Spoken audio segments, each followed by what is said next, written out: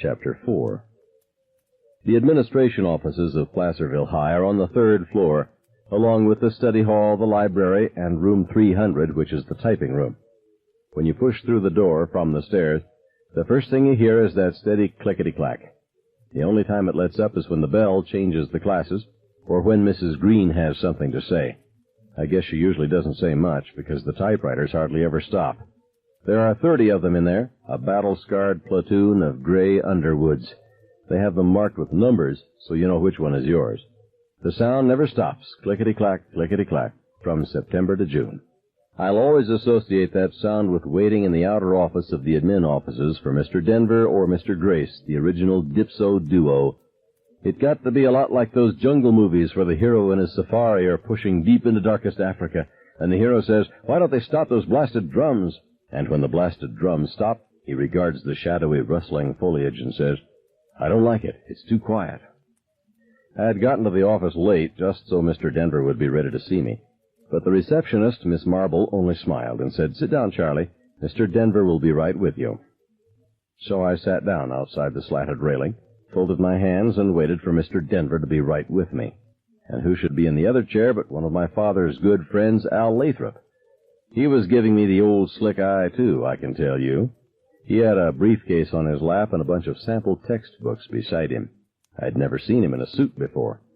He and my father were a couple of mighty hunters, slayers of the fearsome sharp-toothed deer and the killer partridge.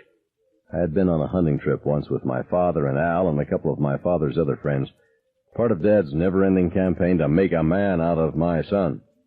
"Hi there," I said, and gave him a big shit-eating grin, and I could tell from the way he jumped that he knew all about me. Hi, Charlie." He glanced quickly at Miss Marble, but she was going over attendance lists with Mrs. Benson from next door. No help there. He was all alone with Carl Decker's psychotic son, the fellow who had nearly killed the chemistry-physics teacher. "Sales trip, huh?" I asked him. "Yeah, that's right." He grinned as best he could. "Just out there selling the old books." "Really crushing the competition, huh?" He jumped again. "Well, you win some, you lose some, you know, Charlie." "Yeah, I knew that." All at once, I didn't want to put the needle in him anymore. He was 40 and getting bald, and there were crocodile purses under his eyes. He went from school to school in a Buick station wagon loaded with textbooks, and he went hunting for a week in November every year with my father and my father's friends up in the Allagash.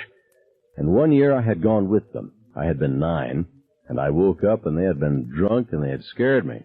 That was all. But this man was no ogre. He was just 40, baldish, and trying to make a buck.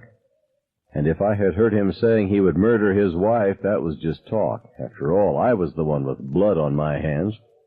But I didn't like the way his eyes were darting around, and for a moment, just a moment, I could have grabbed his windpipe between my hands and yanked his face up to mine and screamed into it, "You and my father and all your friends, you should all have to go in there with me. You should all have to go to Greenmantle with me because you're all in it. You're all in it. You're all a part of this."